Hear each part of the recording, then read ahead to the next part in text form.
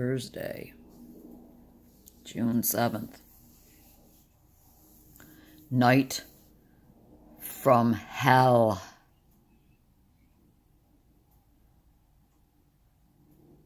I tried to make dinner last night.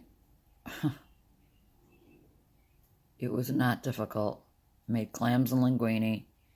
Simplest recipe on earth.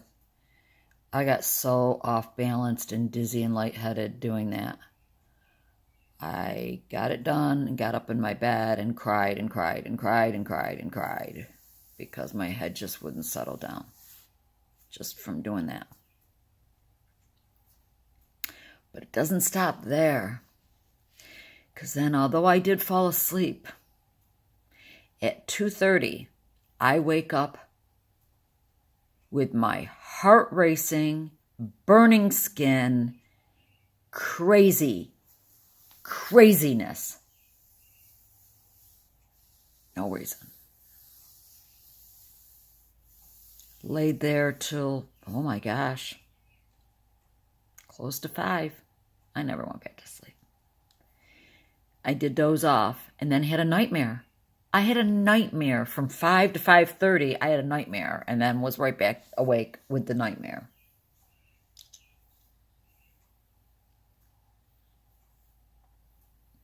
My sleep is just, I know LDN is probably making it worse. It's not good to begin with, but I think it's just making it worse.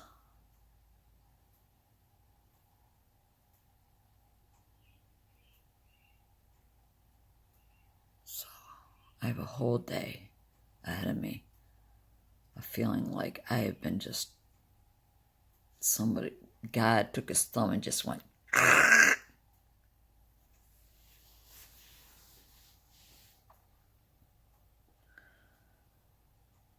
So I have the dreaded shower I have to take today.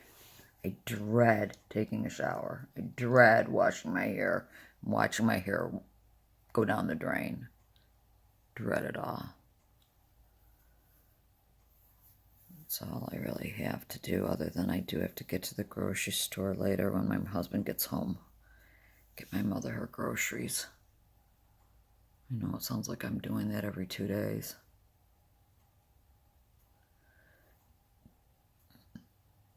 My stomach feels really off today. And I haven't done anything unusual. Although I did eat clams and linguine last night because I didn't give a darn. I don't care about the pasta. I said I'm going to eat something that I want. I don't care. So, of course, my fasting blood sugar, because I took out my glucometer so I can start taking it, and my fasting blood sugar is 122 this morning. Ideal. They've changed the parameters, and I guess ideal is 86 or below. You know, around 86. 86? Yeah. And I know it's my adrenals, because that's what's waking me up all flipping night long. My adrenals have just crashed. They don't know what to do. Throwing out cortisol at any given moment for no reason at all.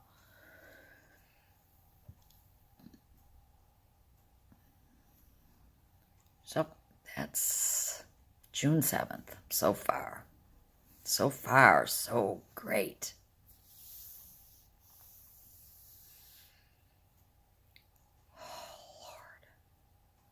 Hope you're all doing better than me, because I really am in the crap can. My neck is killing me today. I don't know why. I mean, it's not like the pain that I used to have. It's the whole neck. Neck just is killing me. So just took a shower and washed my hair. You know how much I look forward to doing that. And lo and behold, oh God, it hurts to even turn my head. I didn't lose as much as I usually do. Maybe it's slowing down. I know. There it is. But that's much I lost that I caught. Ow. Ow, ow, ow, ow. Oh, the whole neck is stiff. I walked 3 miles. Perfect walking weather because it's maybe it's 70. I don't even think it hit 70 yet. When I went out, it was 65. Not nice. I mean, some of you probably think, oh my God, that's perfect weather. For me, I love live in the east, northeast, and our winters are, 10 months. So if I could get a month of some nice weather, I don't like it scalding hot, but I can deal with it because it doesn't last anyway.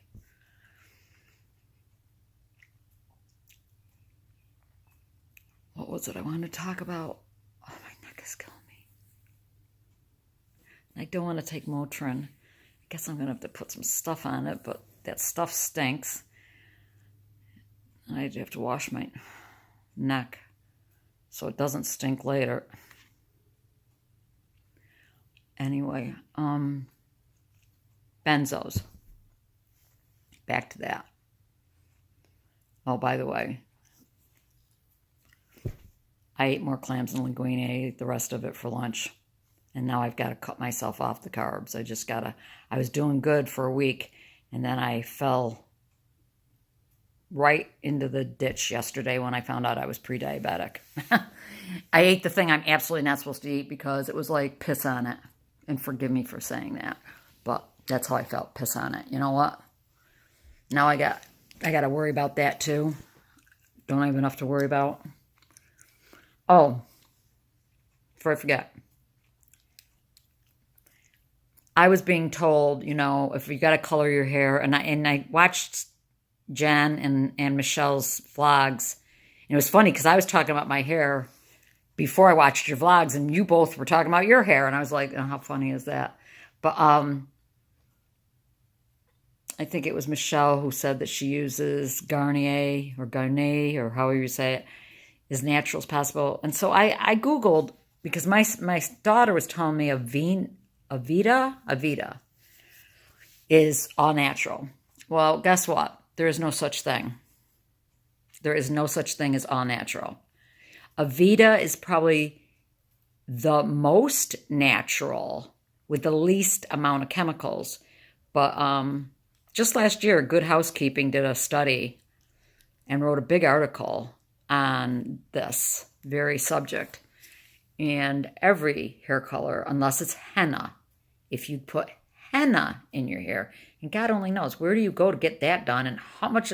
I mean, the Avena is $80 some.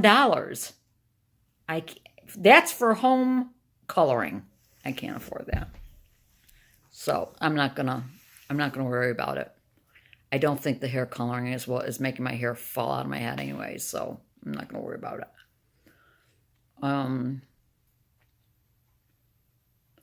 But just so you know, oh God, my mother's calling. Decline. I like that little feature. Decline. I'll call her back. So I clearly need to color my hair, but I have this stuff that I got from QVC that's powder, and you can just kind of, with a little brush, powder in around some of the gray areas to get you through each coloring. So I'm going to use that for another, so I'm not coloring my hair as often. So I'm going to try to hold off coloring my hair for another 2 weeks. I'm due to do it right now, but I'm going to try to hold off. As I told you, I cut my own hair. I cut my own hair again today. How's it look? Doesn't look any different, does it? I guess I should just cut my own hair from now on and not pay anyone to do it, because I can do the same thing she does. I'm going to get dizzy. Please don't get dizzy. So I started watching this woman's vlog because it came up on my feed. She was forced cold turkey off of Xanax and Lexapro. She looks, I don't know her age, but she looks about my age. At the very least, she looks like she's in her mid to late 50s. Maybe even a little older. I don't know. She's a wreck. She's a walking wreck. She's shaking, she's stuttering, she's freaking out. She says she can't open the door to the mailman. She's completely agoraphobic, does not leave the house, doesn't do anything. She's a wreck. I guess her story is that she was on Lexapro for years, and she had a little paradoxical effect from it. Oh my God, she's calling me again. Decline. And they put her into a facility because I don't know the whole history, but the poor woman probably, it sounds like she went completely manic and did and said some really crazy things that they put her in an institution for I don't know how long. And they tried putting her on more medications, and that backfired. All I know is that she was forced cold turkey from her doctor off these meds, and she's a wreck. And so I wrote to her today, made a comment on her vlog, just, please, I'm not trying to be judgmental, but why don't you reinstate and taper off slowly? Because, and also I said, I was being told from Benzo Buddies for years that it was all benzos, and lo and behold, I was coming down with infections, and benzo withdrawal doesn't cause infections. And so, found out that I have chronic neurological Lyme disease and co-infections, along with EBV and Lord only knows what else. I said, because there's no guarantee that you're ever going to get better from this withdrawal. Damage could have been done to that brain that your brain's never, just like Lyme, that our brains are never going to completely readjust. But I said, I struggle every single day with every single thing I do. It is a horror show. But on my worst day, I'm 100 times better than you. And I'm going to say it's probably because I'm still on a low dose of benzo. Or I might be just like you. She's a grandmother. She couldn't even see the birth be there or see her grandchild. I don't know if she's ever seen her grandchild. She makes it sound like she does not see her family other than her husband. She makes comments of, I don't want anyone to see me. It's been a year. She's been going through this a year now. 11 months? 11 months, 12 months. I don't know. Just under a year she's been doing this. And I said, I have grandchildren. I have a family. I'm not going to do that because I'm not guaranteed tomorrow, and I'm not going to torture myself and not let anyone see me for a year on end. And what happens if I die in that year? Then they'll have no memory of me. I'm sure I'm going to get a lot of flack from people. I called it slack, but I meant to say flack. And I said, I don't mean to be judgmental. Please take this the way it was intended. I'm just, I have a lot of experience in this area. But it makes me go back to thinking how hard it would be for me to get off the little bit I'm on. Because she was on like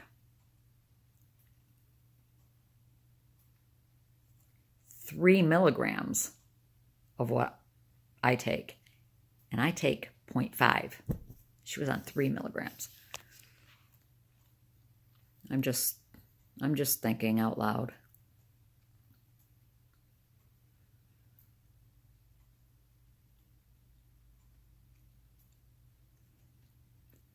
I don't know how I could possibly get off this Klonopin the way I am right now.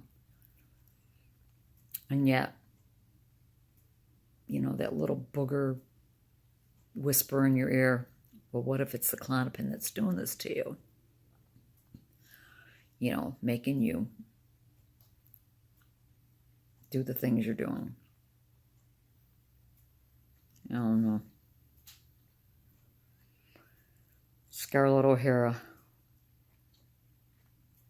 How did she put that? Can't think about it today. I'll think about it tomorrow. Yeah, right. I'm always thinking 5 days ahead. So that's my thoughts. My hair didn't fall out by handfuls today. I was waiting for it. I was scared to even wash it. I was afraid to, you're afraid to even massage it. I'm like, I'm scared. Because I'm afraid of when I look down at my hand what I'm going to find, It's horrible. So I'm getting a headache. Oh, God, my neck. My neck is so stiff. Oh.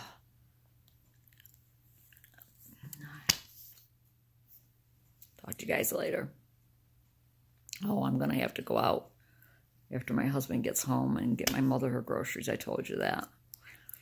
That ought to be fun. So now I got to call her back and see what she wants now. Just leaving my mother's. I went to the grocery store. Dizzy as all get out. Starting to wonder if I'm having interdose withdrawal. Because it seems like the same time of day my head gets really bad. Like anytime after 2 o'clock, and it's 4:30 now. 2 o'clock on, I get a couple hours of feeling really woozy. Anyways, I had it out with my mom. It was awful. She was crying and saying, "You're not having any compassion," and I wasn't. I said, "I'm sorry. I'm not having any compassion because it's the same conversation, and nothing I say, you won't believe anything I say about going home. I'm running around showing her, this is yours, this is yours, this is yours, you are home, no, I'm not. I want to go back." And I'm like, where do you think you need to go? I want to go when I came here this morning. I'm like, you woke up in this bed, and I'm showing her bed in the bedroom. No, I didn't. And I'm just raising my voice and getting upset, and that upsets her. I don't know what to do. I honestly am at a loss as to how to talk to her. What am I supposed to say? Which makes my neck tighten up more. My neck has been killing me, as I said earlier, killing me. Hurts to move it at all. I mean, it's just so... So that just makes me tighten up more, which makes it feel worse and makes my dizziness worse, and it's just a freaking catch-22. So I'm on my way home now. It's beautiful. Look at the sky now, and the temp is. Well, what is the temp? Oh, 73, which is nice. It's supposed to be like this tomorrow, too. Not warm enough for pool, but... I don't know what to do. I'm stressed out to the max with this. So, I don't know if I should start dosing in the middle of the day. Therefore, I'd be up dosing for just a little bit. And for how long? How long do I do that before I'll need more? That's the problem. I don't know. I just do feel like it gets worse in the later afternoon, which is, 8 hours from the last time I had taken a dose, and that's about how long Klonopin works, especially with somebody who's been on it as long as I have.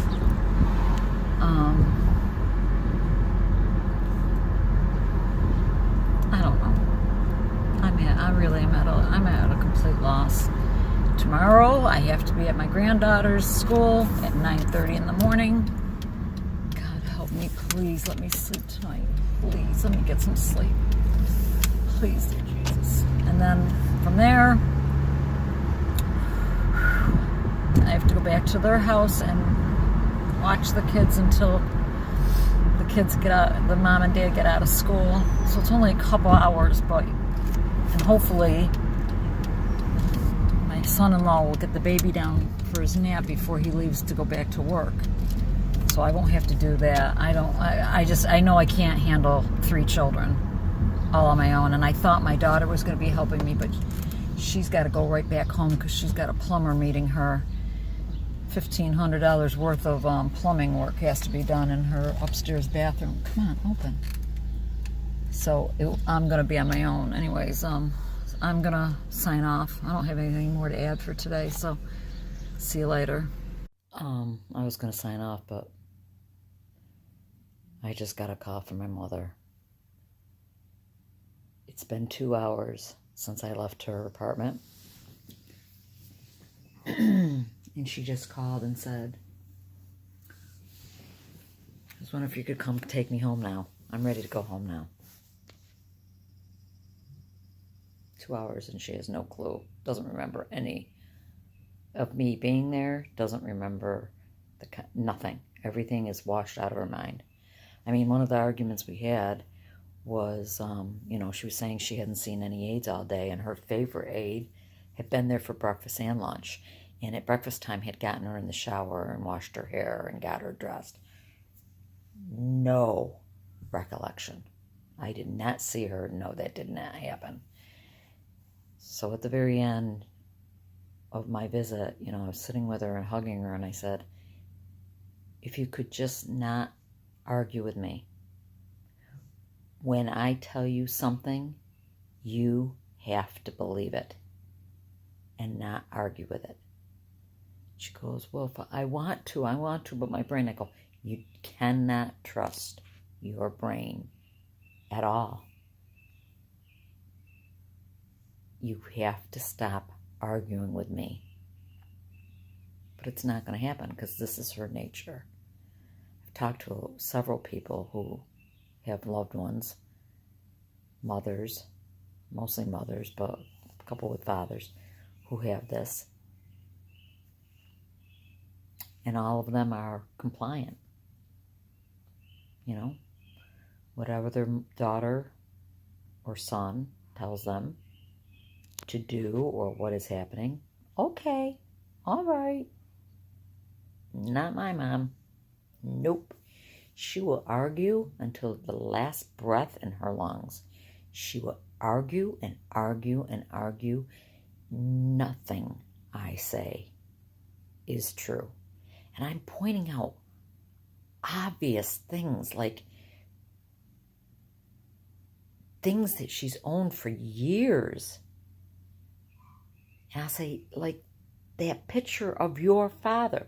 Well, somebody else owns it. She's just completely crazy. And I didn't get to the drugstore to pick up the benzo for her. Speaking of benzos. Because she said, by this point she's shaking. Now she's shaking and she says, I feel like I'm shaking. I go, you are shaking. You're having anxiety. Well, can't somebody do something for me? And I go, I have a medication that I can start giving you, Mom, when you get like this. But I didn't get it from the drugstore yet. And even today, I didn't think it was worthy of, I probably wouldn't have given it to her today. There are times that I would definitely give it to her when she's like completely flipping out. But the fact that she just called me and it's been 2 hours, less than 2 hours actually, and I didn't answer the phone.